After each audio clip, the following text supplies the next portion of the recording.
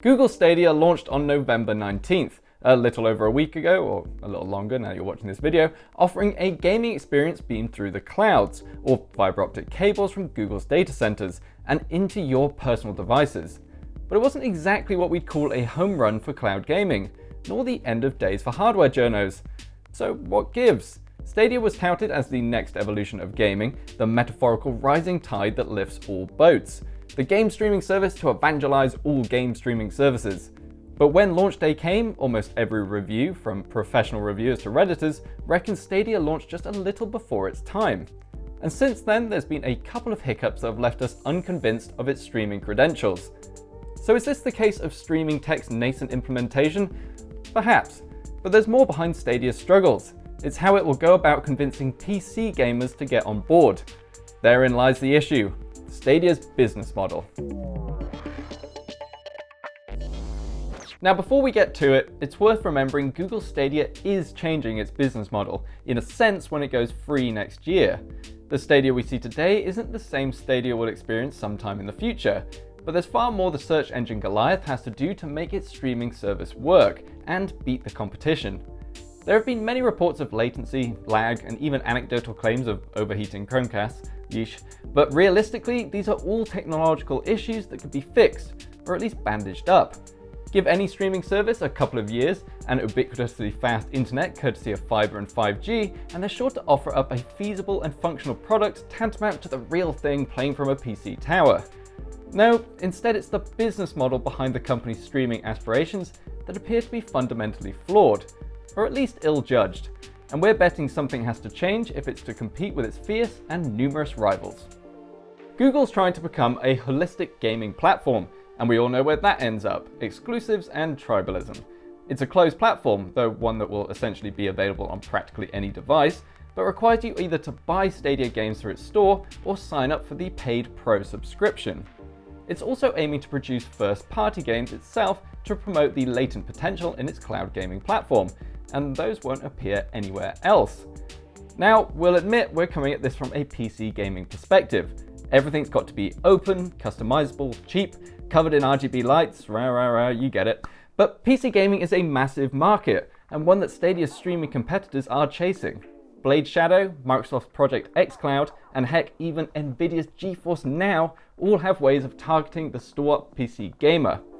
Shadow is an entire PC in the cloud, and Microsoft offers Game Pass across Xbox, Windows, and one day, xCloud. GeForce Now is a closed system that allows you to link your game purchases elsewhere into its ecosystem, so why should any PC gamer buy them all again? With competing services offering at least the choice of local and streamed experiences for their pre-existing game libraries, Stadia's holistic platform approach is a tough sell. It's one thing getting locked into a platform. We've probably all been there in one way or another. I was locked in Swindon train station overnight once. However, it's a whole different deal if the entrance fee for that platform is the cost of repurchasing all of your games, or at least 22 of them. All of those years stockpiling titles through humble bundles you swear you'll play one day, Steam sale bargains you swear you'll play one day, and free game codes you swear you'll play one day are all gone to waste, lost to the Steam library you left behind. This alone prevents Google Stadia from becoming a true gaming PC replacement. If you really were to turf out your gaming PC to the curb and substitute it for Stadia, you'll be back at library zero. No games, no backlog, and no 100+ hour untouched RPGs staring you in the face when you go to boot up Stardew Valley with your min-max guide at the ready. Actually, it does sound rather freeing. But it also means if your favourite game comes out on PC, you'll be waiting for a Stadia port, and that just won't do. Half-Life 3 is coming, I can feel it. The one thing you will get your hands on that no one else can are the promised Stadia exclusives. Sweet, untested, unknown Jade Raymond exclusives. Could be good. And that brings us on to Stadia Pro. So far the only way to access Google's service, and bundled with the pre-order Founders and Premier editions, Stadia Pro is a premium subscription that is meant to net you access to 4K, HDR, 5.1 surround sound, exclusive discounts, and free games. But even Google's run into a little oopsie in regards to its free game subscription, which is strikingly similar to Xbox Live Gold or PlayStation Plus. As of today, Destiny 2 The Collection and Samurai Showdown are available as part of the Stadia Pro subscription. However, Google has announced that Farming Simulator 19 and Tomb Raider Definitive Edition will also be available for free from December 1st, 2019, which should be tomorrow. Users that had already purchased Farming Simulator 19 or Tomb Raider are now able to request a refund for their retroactively premature purchases, saving them from buyer's remorse. However, it appears as though that refund policy is looking unlikely to continue into the new year. With Google's lineup encompassing just 22 games at launch, this may be an issue that Stadia users run into often, or at least until the cloud gaming platform's library expands. PS Plus and Xbox Live Gold also offer similar free games on a monthly basis, but users are notified 1 month in advance, and their libraries are far more expansive than Stadia's.